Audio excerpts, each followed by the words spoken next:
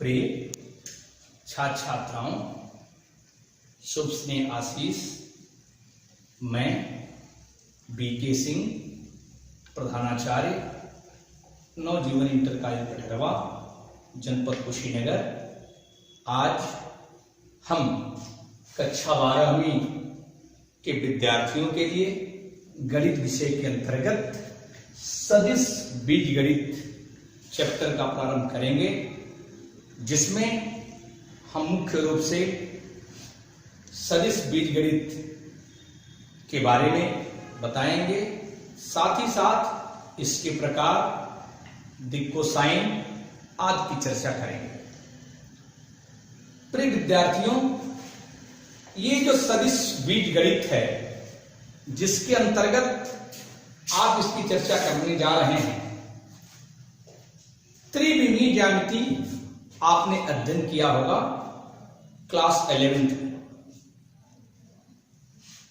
जिसके अंतर्गत उन सभी विमाओं की और उस पर लिखे जाने वाले बिंदुओं की निर्देशांक आपने पढ़ा है। आज हम चर्चा सदिश बीजगणित के प्रारंभ करने के पहले हम भौतिक राशियों की बात करेंगे। जिन दो भौतिक राशियों में एक अदिश और दूसरी सदिश, तो अदिश राशियां हम किसे कहते हैं, इसकी चर्चा करें। अदिश राशि,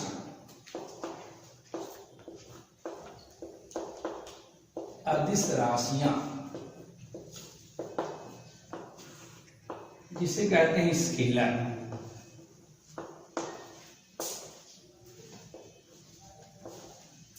वास्तव में ये अदिश राशियां जिसे स्केलर कहते हैं, ये अदिश को हम परिभाषित करना चाहते हैं। यह दो शब्दों का मिश्रण है एक तरह से, अधन दिश। अ का अर्थ नहीं से और दिश का अर्थ दिशा से, अर्थात वे राशियां जिनको प्रदर्शित करने के लिए केवल परिमाण की आवश्यकता होती है, दिशा की आवश्यकता नहीं होती है, उन्हें हम अदिश राशियां कहते हैं। उसे हम स्केलर कहते हैं। तो ऐसी जो राशियां हैं, वे कौन सी राशि है? जैसे मुझे दूरी को प्रदर्शित करना हो, आपसे कहा जाए कि 1.7 किलोमीटर की दूरी तय करिए, तो 1.7 किलोमीटर की जो दूरी होगी, आप जहां खड़े हैं वहां से किसी दिशा में तय कर सकते हैं, वह 1.7 किलोमीटर को प्रदर्शित करेगी। अर्थात उसमें दिशा की आवश्यकता आपने महसूस नहीं किया, इसलिए वह दूरी जो राशि है वह क्या है, अदिश है। ऐसे ही ताप, ऐसे ही अन्य बहुत सारी राशियों को आप जानते हैं, आयतन, क्षेत्रफल, जिसमें दिशा की कोई आवश्यकता नहीं होती है। अर्थात इन राशियों में प्रदर्शित करें, हम लिख सकते हैं दूरी, हम लिख सकते हैं चाल, हम लिख सकते हैं ताप, हम लिख सकते हैं आयतन, हम लिख सकते हैं क्षेत्रफल। बहुत सारी राशियां जिसको प्रदर्शित करने के लिए केवल परिमाण की आवश्यकता हम महसूस करते हैं। और दूसरी राशि होती है सदिश राशि। सदिश राशियां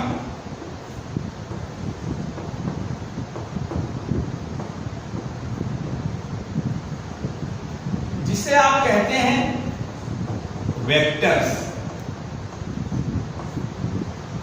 अर्थात वे राशियां जिनको प्रदर्शित करने के लिए परिमाण के साथ साथ दिशा का होना आवश्यक होता है, उसे हम सदिश राशियां कहते हैं, उसे हम वेक्टर कहते हैं। और ये जो वेक्टर्स हैं, इनको प्रदर्शित करने में यदि दिशा हम छोड़ दिए तो ये राशि अपने पूर्णतः व्यवस्था को सही से प्रदर्शित नहीं कर सकती। जैसे आप सपोज करिए कि फुटबॉल के खेल में यदि किसी खिलाड़ी को बॉल किसी दूसरे खिलाड़ी पहुंचाना है तो उसके लिए उसके साथ दो कार्य करने पड़ेंगे। एक तो वह उस फुटबॉल पर कितना बल लगाता है और एक उस बल को किस दिशा में ले जाना है, इसके लिए वह अपने मांसपेशियों का कैसे उपयोग करता है। यदि उस बॉल को हम कहीं मार दें तो अब उस दूसरे खिलाड़ी को वह बॉल नहीं प्राप्त होगी, लेकिन यदि उस दूसरे खिलाड़ी तक बॉल पहुंचानी है तो उसके लिए आवश्यक है कि उस खिलाड़ी के तक पहुंचने के लिए उस बॉल पर हमें कितना बल लगाना पड़ेगा, साथ ही साथ उस खिलाड़ी तक पहुंचाने के लिए हमको बॉल को किस दिशा में मोड़ना पड़ेगा, ये दोनों आवश्यक होगा। अर्थात ऐसी राशियों को हम सदिश राशियों के नाम से जानते हैं, जिसमें विस्थापन है, वेग है, बल है, अन्य बहुत सारी राशियां, बल आगुण है, जिसमें इनके बिना, दिशा के बिना उस राशि को हम पूर्णतः व्यक्त नहीं कर सकते। उस राशियों में मैंने कहा क्या है, विस्थापन। विस्थापन क्यों कह रहा हूं? विस्थापन में दिशा का होना आवश्यक है। अर्थात यदि मैंने कहा आपसे कि आप +5 किलोमीटर चलिए, तो आप जहां हैं वहां से दो दिशाओं में +5 को निरूपित किया जा सकता है। गणितीय आधार पर वहां से आप अगर दाहिने तरफ 5 किलोमीटर चले तो उसको +5 किलोमीटर हम विस्थापन मानेंगे, और जहां खड़े हैं वहां से +5 किलोमीटर यदि आगे चले उसको हम +5 विस्थापन मानेंगे, क्योंकि जो शेष दो बाएं तरफ और अपने स्थान से पीछे तरफ चलना, यह राशियां माइनस को निरूपित करती हैं। तो ये विस्थापन है, वेग है, बल है, बल आघूर्ण है, इत्यादि बहुत सारी राशियां हैं जिनको प्रदर्शित करने के लिए हमें दिशा की आवश्यकता है। अब हम सदिश बीजगणित की चर्चा करें। वास्तव में सदिश बीजगणित में हम सदिश राशियों को कैसे प्रदर्शित करते हैं, इसकी हम चर्चा करें। जो सदिश राशियां हैं, मान लीजिए एक रेखा मैंने खींचा, यह एक रेखा, ये ठीक ऐसे इतनी बराबर दूसरी रेखा, और ठीक ये तीसरी रेखा जिसमें दो बिंदु दिए हैं। पहली जो रेखा है भले ही दूसरी रेखा के बराबर है, लेकिन इन दोनों रेखाओं की दिशा परिवर्तित है। यह रेखा इस दिशा को निरूपित कर रहा है, जबकि दूसरी रेखा उसके विपरीत दिशा को निरूपित कर रहा है। और यह रेखा के बीच जो दो बिंदु हैं, वह दो बिंदुओं के बीच एक दिशा भी निरूपित है, इसे कहते हैं दिष्ट रेखा। अर्थात यह जो रेखा है वह दिष्ट रेखा के नाम से जानी जाती है। यह रेखाखंड इस बात को प्रदर्शित करता है कि इसका परिमाण AB की लंबाई के बराबर है, तथा जो इसकी दिशा है वह A से B की ओर है। अर्थात किसी भी सदिश को प्रदर्शित करने के लिए दो बिंदुओं की आवश्यकता होती है। उन दो बिंदुओं में एक बिंदु प्रारंभिक बिंदु तथा दूसरा अंतिम बिंदु कहलाता है, इनिशियल पॉइंट और लास्ट पॉइंट। तो जो लास्ट पॉइंट है उस तरफ आपका वह किरण आरेख जाएगा। जैसे अर्थात हम कह रहे हैं इनिशियल पॉइंट प्रारंभिक बिंदु, इनिशियल पॉइंट जिसे हम कह रहे हैं प्रारंभिक बिंदु। अर्थात किसी भी सदिश को जब हम प्रदर्शित करते हैं तो वह सदिश जिस बिंदु से प्रारंभ होता है उसे हम उस सदिश का प्रारंभिक बिंदु कहते हैं, और दूसरा लास्ट पॉइंट या इसे कहते हैं अंतिम बिंदु। अंतिम बिंदु अर्थात कोई सदिश जिस बिंदु के तरफ जाता है और वहां तक रुक जाता है उसे आप अंतिम बिंदु कहते हैं। जैसे यदि कोई रेखा आपने ऐसे खींचा तो यहाँ आपका यदि रेखा आपने बी लिया और यह आपका ए लिया, तो ए से बी की सदिश को हम ऐसे डिनोट करते हैं A B, vector A B के रूप में डिनोट करते हैं। यह वेक्टर ए बी इस बात को प्रदर्शित करता है कि ए आपका प्रारंभिक बिंदु है और बी आपका अंतिम बिंदु है, और इस सदिश को प्रदर्शित करने के लिए आप ए से चल रहे हैं, किसकी तरफ, बी की ओर चल रहे हैं। लेकिन यही यदि परिमाण रहता, सेम परिमाण रहता, जैसे यहां रहता है और ये मैं ये यहां लिखता और यहां बी लिखता, और पता ये चलता कि आप सदिश को प्रदर्शित करने के लिए आपने बी को प्रारंभिक बिंदु मान लिया है। तो यदि बी को आप प्रारंभिक बिंदु मानते हैं तो निश्चित तौर से यह जो सदिश अंतिम जो दिशा होगी बी से ए की तरफ होगी, अर्थात इस वेक्टर को हम बी ए से डिनोट करते हैं। और इस प्रकार हम एक बात कंफर्म करते हैं कि किसी भी सदिश राशि को प्रदर्शित करने के लिए उसकी परिमाण अर्थात ए से बी की दूरी या बी से ए की दूरी है, लेकिन उसकी दिशा उसके प्रारंभिक और उसके अंतिम बिंदु पर निर्भर करती है। प्रारंभ से जहां से आपने चलना प्रारंभ किया, बल लगाना प्रारंभ किया, तो वहां से लेकर अंतिम बिंदु तक की दिशा को आप सदिश के रूप में जानते हैं, अर्थात ये ए से बी की ओर है तो ए बी है, बी से ए की ओर है अर्थात बी ए। अब ये जो दो ए बी और बी ए हमने लिखा, वास्तव में इन ए बी और बी ए में भी संबंध, वह संबंध क्या है, यदि लगातार ये दोनों की दूरियां समान हो, केवल प्रारंभिक और अंतिम बिंदु बदले, केवल प्रारंभिक और अंतिम बिंदु बदलने की बात कही जा रही है, अर्थात केवल दिशा बदल जाए तो ए बी और बी ए में एक दूसरे के ऋणात्मक चिन्ह सम्मिलित होते हैं। अर्थात यदि तो दोनों बराबर होता तो हम ए बी को लिखते जरूर, लेकिन माइनस बी ए लिखते, अर्थात उसकी दिशा परिवर्तित हो गई। जैसा कि मैंने पूर्व के उदाहरण में दिया कि जहां आप खड़े हैं, यदि +5 किलोमीटर की को विस्थापित करना है तो अब यहां से दाहिने और जहां खड़े उसके आगे चलना पड़ेगा, लेकिन वहीं यदि हम बाएं चलना प्रारंभ करते हैं तो वह दिशा क्या हो जाती है, बदल जाती है। उस प्रकार वह दूरी क्या है कि -5 के रूप में निरूपित की जाती है। अब हम इस सदिश के रूप में दिक् कोसाइन की चर्चा करेंगे। सदिश राशियों के रूप में दिक् कोसाइन क्या है, उसको कैसे हम ज्ञान करते हैं, उसके लिए हमको जानना आवश्यक है कि कोई भी चीज 3D अर्थात त्रिविमीय कैसे होती है। आप कक्षा 11 में निश्चित तौर से त्रिविमीय तलों को पढ़े हैं, जिसमें अक्षोगंधार अनुरूप उनके निर्देशांक की भी चर्चा की गई है। तो ऐसी परिस्थिति में यदि मैं कहूं कि अक्षों के रूप में 3 अक्ष माने, ओ एक्स अक्ष, वाई अक्ष और जेड अक्ष।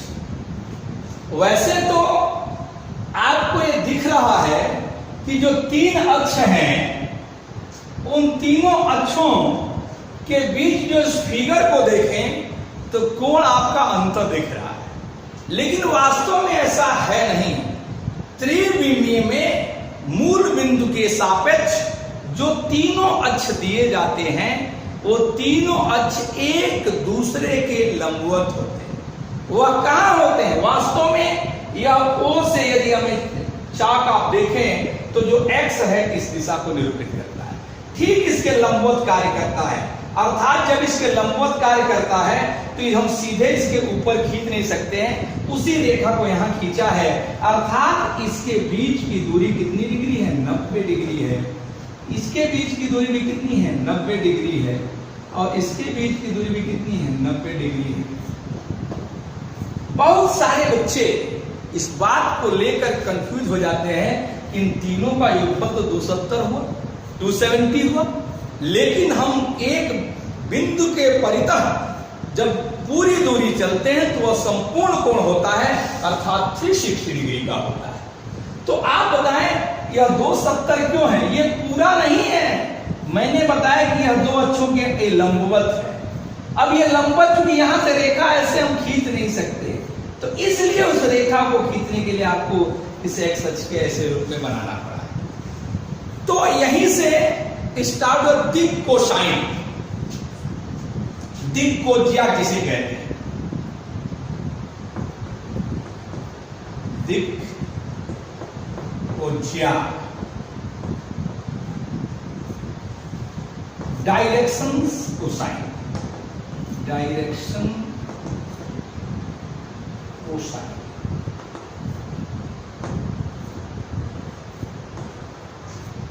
दिक् कोज्या अक्षों के अनुरूप किसी भी बिंदु को आप प्रदर्शित करें तो वह बिंदु जहां भी हो, जैसे मान लीजिए उस तल में एक बिंदु मैंने ले लिया P, तो O से P अर्थात O आपका प्रारंभिक बिंदु और P आपका अंतिम। तो इस OP को निर्देशांक के रूप में कैसे प्रदर्शित करते हैं? यदि इस बिंदु तक पहुंचने के लिए आप x अक्ष पर x दूरी चले हों, x अक्ष पर x दूरी चले हों, y अक्ष पर y दूरी चले हों और z अक्ष पर z दूरी चले हों, तो इस P का जो निर्देशांक होगा वह x y z होगा और OP को उस वेक्टर के रूप में हम प्रदर्शित करेंगे, अर्थात जो वेक्टर OP है उसको हम इस रूप में प्रदर्शित करते हैं जिसका निर्देशांक x y z। और इस आधार पर हम दिक् कोज्या को परिभाषित करते हैं, डायरेक्शन कोसाइन को परिभाषित करते हैं। तो किसी भी सदिश, अर्थात सदिश क्या है? OP है। इस सदिश का अक्षों से बने हुए कोण की कास अर्थात कोज्या, ट्रिग्नोमेट्रिकल फंक्शन है कास। किसी भी सदिश का उनके अक्षों से बनने वाले कोण की कोज्या अर्थात कास का मान उस सदिश का डायरेक्शन कोसाइन या दिक् कोज्या कहलाता है। अब थोड़ा गौर करें, मान लीजिए यह रेखा अल्फा कोण बनाती है,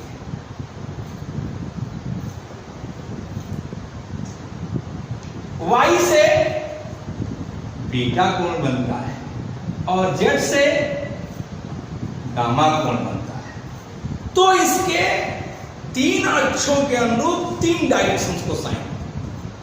मैंने कहा कि जो सदिश जिस कोण को बनाता है उसका कास का मान आपका डायरेक्शन कोसाइन कहलाता है। अर्थात यदि x अक्ष से अल्फा कोण बना हुआ है तो एक डायरेक्शन कोसाइन कास अल्फा होगा।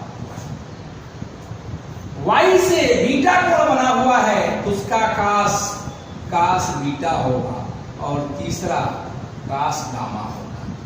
इसे ही हम दिक् कोज्या कहते हैं और इसे यल से, इसे यम से और इसे यन से डिनोट करते हैं।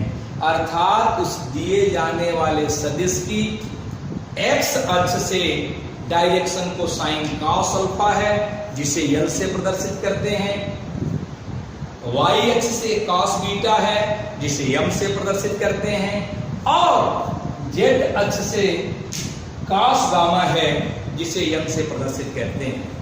अब यहीं से हम थोड़ी सी बात डायरेक्शन रेशियोज की करें कि इस कास अल्फा, कास बीटा और कास गामा जिसे दिक् कोज्या कहते हैं, तो दिक् अनुपात क्या है?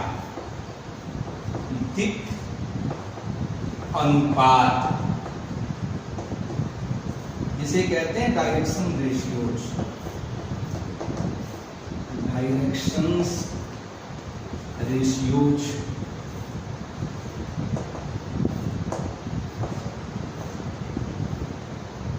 दिक् अनुपात क्या है? यदि आप 3D पर गौर करें, आप किसी कमरे को देखिएगा, एक कमरा जो बना होता है उसके लंबाई को आपने x अक्ष ले लिया, चौड़ाई को आपने y अक्ष ले लिया और जो ऊंचाई है उसे z अक्ष ले लिया। तो इसमें आप गौर करेंगे, जब रूम का एक आकृति आपके मना स्थिति में समाहित होगी, तब वहां आप गौर करिएगा बीच में एक बिंदु P है और P से उसको मिलाया गया। तो P से जब उसको मिलाया गया है तो ऐसी परिस्थिति में x अक्ष से वो जो कोण बनाएगा क्या होगा? सही में कहें तो यदि यहां P है और यहां O है और x अक्ष पर ये चल रहा है, तो ये मिलाने वाली रेखा उस पर 90 अंश का कोण और ये x अक्ष पर कोई दूरी आप ले सकते हैं। और यह आप जो कोण मैंने बनाया है, आप वास्तव में ये समझिए, यहां से यदि इसको मैं मिला दूं तो यह कोण आपको 90 दिखेगा नहीं, लेकिन वास्तव में यह कोण कितने अंश का 90, उसी को मैंने खींचा है। यहाँ P है, O है, x अक्ष यहां जा रहा है तो P से उस पर लंब होगा वो 90 डिग्री के बराबर। और ऐसी परिस्थिति में जो OP है, तो OP का परिमाण कितना होता है? तो आप 3D में पढ़े होंगे, यदि x y z है तो OP का परिमाण अर्थात OP की जो लंबाई है उसे हम मान OP से डिनोट करते हैं। किसी भी वेक्टर के परिमाण को हम मान से लिखते हैं और यह OP का मान आपने पढ़ा होगा x स्क्वायर धन y स्क्वायर धन z स्क्वायर के वर्गमूल के बराबर। किसी भी सदिश के परिमाण को मान से हम डिनोट करते हैं। यदि कोई वेक्टर a है तो उस वेक्टर का परिमाण क्या होगा? मान a होगा। यह मान a का मान सर्वथा ग्रेटर देन 0 होता है, क्योंकि मान उसके केवल परिमाण को निरूपित करती है और कोई भी परिमाण ऋणात्मक नहीं हो सकता है। जैसे आप विस्थापन -5 करिए और विस्थापन +5 करिए, उसका जो परिमाण है वह केवल 5 है। इससे कोई मतलब नहीं है कि वह किस दिशा में है। यदि दिशा को हमने छोड़ दिया तो वह केवल परिमाण होता है, उसका मान सर्वथा 0 से बड़ा होता है। तो OP का मान इतना हुआ है। इसी को हम OP की लंबाई को r मान लेते हैं, अर्थात माड OP को हम r माना जाता है। उसका डिस्टेंस जो है वो r है, उसका परिमाण जो है r है। गौर करिए, O से x पर चली गई दूरी कितनी है? x है। इट मींस यह दूरी x है। यहां से यह जो कोण है वह कितना है? 90 है। और यह बना हुआ x अक्ष से जो कोण है वह क्या है? अल्फा है। तो त्रिकोणमितीय फलनों की जहां से उत्पत्ति हुई उसमें आपने पढ़ा होगा cos अल्फा बराबर आधार बटे कर, अर्थात यहां से cos अल्फा का मान कितना होगा? x बटे r। यह दूरी चूंकि r है, OP का मान है, करनी में x स्क्वायर धन y स्क्वायर धन z स्क्वायर, यह मान किसके बराबर होगा? x बटे r के बराबर होगा। और cos अल्फा क्या है? cos अल्फा ही आपका मान यल के बराबर है, या यल बराबर x बटे r या x बराबर यल r, अर्थात x का मान यल r प्राप्त हुआ। अर्थात हमने सपोज किया कि O से x पर चली गई दूरी यदि x थी तो उसमें x का मान यल r के बराबर, जहां यल क्या है? x अक्ष का डायरेक्शन कोसाइन है, दिक् को किया। अब ठीक इसी प्रकार से x बराबर यल r हुआ तो y बराबर क्या होगा? यम r, z बराबर क्या होगा? यन r। तो x बराबर जो आपने लिखा y बराबर इसमें लिख देता, y बराबर तो वो हो जाता mr, z बराबर लिखता वह होता nr। तो इस प्रकार से इसी चित्र से हमने स्पष्ट किया कि x का मान LR है, y का मान mr है, z का मान nr है। तो ये जो मान प्राप्त होते हैं अर्थात LR, mr और nr, ये जो मान होगा nr, यही आपके किसी भी दिए जाने वाले सदिश के दिक् अनुपात कहे जाते हैं। और दिक् अनुपात जो कहे जाते हैं तो उसका LR, mr और nr एक तरह से आप कह सकते हैं कि जो डायरेक्शंस कोसाइंस हैं और जो डायरेक्शंस रेशियोज हैं उनके अनुपात सर्वथा बराबर होते हैं। क्योंकि इसमें l से भाग दें तो r होगा, इसमें m से भाग दें तो r होगा, इसमें m से भाग दें तो r होगा। इससे क्या स्पष्ट हो गया कि जो डायरेक्शन कोसाइंस हैं और जो डायरेक्शन रेशियोज हैं इन दोनों का अनुपात सर्वथा समान होता है और वह समान अनुपात उस दिए जाने वाले सदिश के परिमाण को निरूपित करता है अर्थात r को निरूपित करता है। अब यहां से एक बात, एक संबंध की स्थापना मैं थोड़ा करूं डायरेक्शन कोसाइंस के लिए कि ये डायरेक्शन कोसाइन जिस रूप में दिए जा रहे हैं इनमें से क्या संबंध होते हैं और उस संबंधों के आधार पर एक रिलेशन भी हम प्राप्त करते हैं L, M और N में कि किसी भी दिए जाने वाले सदिश के लिए L, M और N के रिलेशंस कैसे हैं, वो मान कैसे हैं। गौर करें, क्योंकि आप एक बात दिए जाने वाले सदिश को आपने पहचाना और उसमें एक बात आपने जाना कि OP जो है वह R के बराबर है और वह R करड़ी में x स्क्वायर धन y स्क्वायर धन z स्क्वायर का बराबर है। तो अभी मैंने एक मान लिखा था जो डायरेक्शन कोसाइन के लिए था L बराबर x बाई r, m बराबर y बाई r, z बराबर n by r, sorry L m n, n बराबर z बाई r। तो इन तीनों मानों पर गौर करिए और तीनों के वर्गों का योग प्राप्त करें अर्थात किसी सदिश के डायरेक्शंस कोसाइन अर्थात दिक् कोज्या के वर्गों का योग हम प्राप्त करना चाहते हैं। तो वर्गों का योग it means L square, m square plus n square. देखिए क्या आ रहा है, L square plus m square plus n square is equal to x square बटे r स्क्वायर धन y स्क्वायर बटे r स्क्वायर धन z स्क्वायर बटे r स्क्वायर।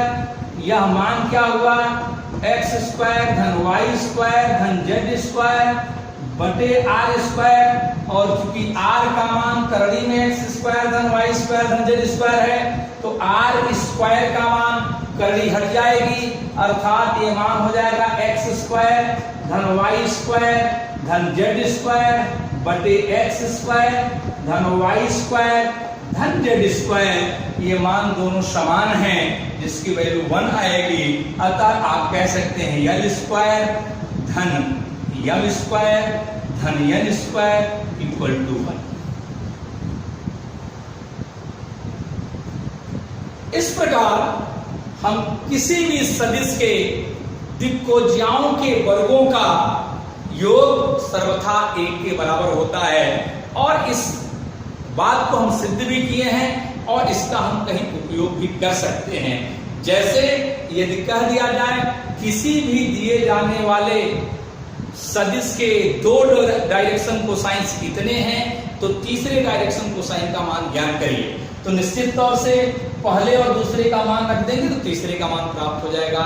इस प्रकार से इन तीनों में किसी 2 का मान दिए होने पर तीसरे का मान आप आसानी से ज्ञात कर सकते हैं। अब हम थोड़ी सी चर्चा सदिश के प्रकार की करें। काइंड्स ऑफ वेक्टर्स अर्थात सदिश कितने प्रकार के होते हैं और सदिश के प्रकार जो आप जानेंगे उसके नाम से ही बहुत सारी चीजें कंफर्म है, लेकिन आप इसके पहले सदिश के प्रकार के लिए परिमाण और दिशा का ज्ञान होना आवश्यक है। इसकी चर्चा मैं लगातार कर रहा हूं और उसका ही उपयोग करूंगा। तो सदिश के प्रकार, सदिश के प्रकार, काइंड्स ऑफ वेक्टर।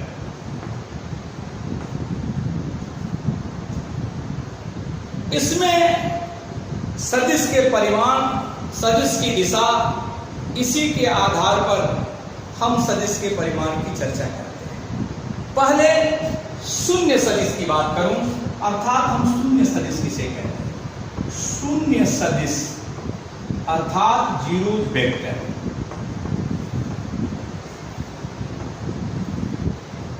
ऐसा सदिश जिसका परिमाण शून्य हो उसे हम शून्य सदिश अर्थात जीरो वेक्टर कहते हैं। ऐसे वेक्टर के प्रारंभिक और अंतिम बिंदु सर्वथा समान होते हैं, क्योंकि जहां से आप प्रारंभ करेंगे और वही आपका अंतिम बिंदु होगा, अर्थात आप प्रारंभिक बिंदु से अंतिम बिंदु के लिए कोई दूरी नहीं चले, अर्थात वह डिस्टेंस जीरो के रूप में होगा, उसे आप शून्य वेक्टर कहते हैं। अर्थात जैसे मान लीजिए कि इसका परिमाण शून्य होना चाहिए, अर्थात मान शून्य होना चाहिए, तो उस रूप में जैसे मैंने लिखा ए, इससे पता चलता है कि आपका प्रारंभिक बिंदु ए है, अंतिम बिंदु भी ए है, तो इसकी जो वैल्यू प्राप्त होगी वह शून्य होगी। अर्थात इसी प्रकार से जो बी लिख दूं, फिर सी लिख दूं, तो या यम लिख दूं, ये जितने भी सदिश हैं वह किसी न किसी शून्य सदिश को प्रदर्शित करते हैं। और वो शून्य सदिश की वैल्यू ऐसे आप लिखें, माड ए बराबर 0 बराबर माड सी या माड यम या माड बी। तो इस प्रकार से पहला प्रकार हमने बताया शून्य सदिश का। दूसरा प्रकार इकाई सदिश या मात्रक सदिश, मात्रक आबलिक इकाई सदिश। ऐसे सदिश को यूनिट वेक्टर के नाम से आप जानते हैं। और ऐसा सदिश जिस सदिश का परिमाण 1 के बराबर हो, अर्थात इकाई हो, वह एक इकाई के रूप में प्रदर्शित होने वाला होगा, उसे आप इकाई सदिश के नाम से जानते हैं। अर्थात किसी भी दिए जाने वाले सदिश यदि वेक्टर ए है तो इसका इकाई सदिश ए पर कैप लगा के हम प्राप्त करते हैं। और वास्तव में ए कैप इकाई सदिश अर्थात मात्रक सदिश को प्रदर्शित करता है और इसका मान माड ए वेक्टर ए बटे माड ए के बराबर होता है। इसी को ऐसे भी लिखा है 1 माड ए इंटू वेक्टर ए। दोनों ही रूप यही है, अर्थात किसी भी सदिश का जो मात्रक सदिश है वह इस रूप में होता है कि उसका परिमाण सर्वथा इकाई के बराबर अर्थात 1 के बराबर होता है। तीसरा कहते हैं ऋण सदिश। ऋण सदिश, ऋण सदिश किस रूप में होता है? ऋण सदिश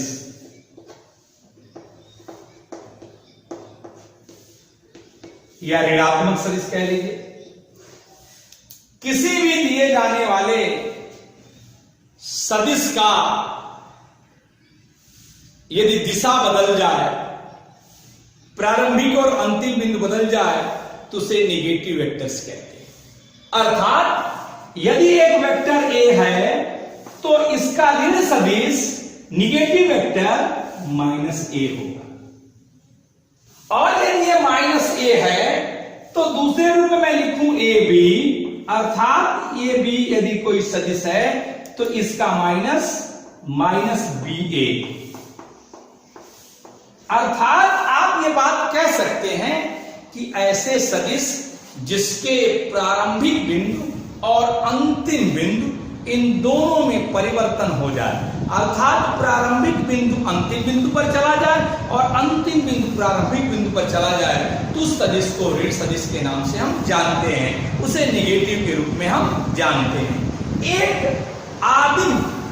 एक जो सदिश है जिसे आप कहते हैं सह-आदिम सदिश, तो सह-आदिम सदिश अर्थात को इनिशियल। चौथा है सह-आदिम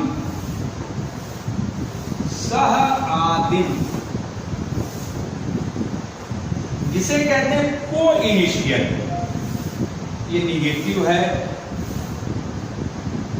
ये लिखना इसके को इनिशियल इसी से कंफर्म होगा, इसके अंग्रेजी नाम से आसानी हो जाती है। सह-आदिम ये हिंदी शाब्दिक अर्थ को समझना थोड़ा मुश्किल है, लेकिन कोई इनिशियल अर्थात उसका प्रारंभिक बिंदु 1 होना चाहिए, अर्थात ऐसे सदिश जिसके प्रारंभिक बिंदु समान हो, जैसे मैंने लिखा ए बी, मैंने लिखा ए सी, मैंने लिखा ए डी, मैंने लिखा ए एम, अर्थात जितने भी होंगे, यदि मैंने ए बी लिखा इसका प्रारंभिक बिंदु ए है, यदि मैंने ए सी लिखा इसका प्रारंभिक बिंदु ए है, यदि मैंने ए एम लिखा इसका प्रारंभिक बिंदु ए है, ऐसे सदिश को आप सह-आदिम सदिश अर्थात को इनिशियल वेक्टर के नाम से जानते हैं। और पांचवा जो प्रकार है जिसे कहते हैं संरेख सदिश। संरेख वैसे इसके नाम से कंफर्म है कि संरेख जो सदिश है, संरेख सदिश कोलिनियर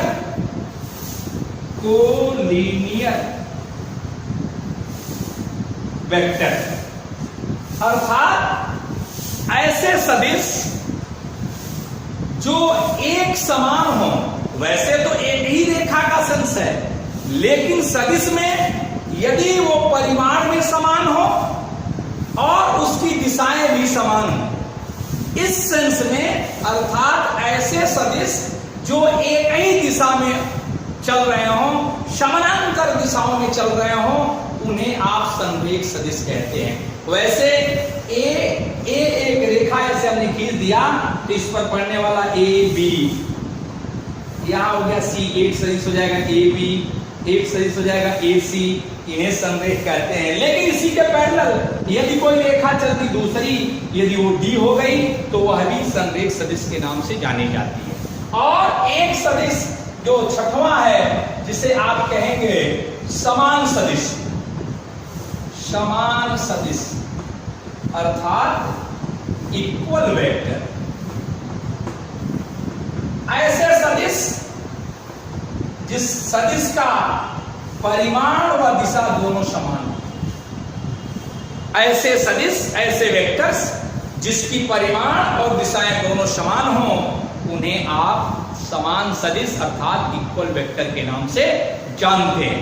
वैसे तो वेक्टर्स के रूप में हम जिस राशि को प्रदर्शित करते हैं उसके साथ साथ दिशाओं का होना भी आवश्यक होता है, अर्थात कोई भी सदिश हम जब प्रदर्शित करेंगे तो उसकी परिमाण के साथ, जैसे मैंने लिखा ए और बराबर लिख दिया बी, इससे पता चला कि मान ए बराबर मान बी होगा, तथा सदिश ए की जो दिशा होगी इस सदिश बी के दिशा के क्या होगी, बराबर होगी।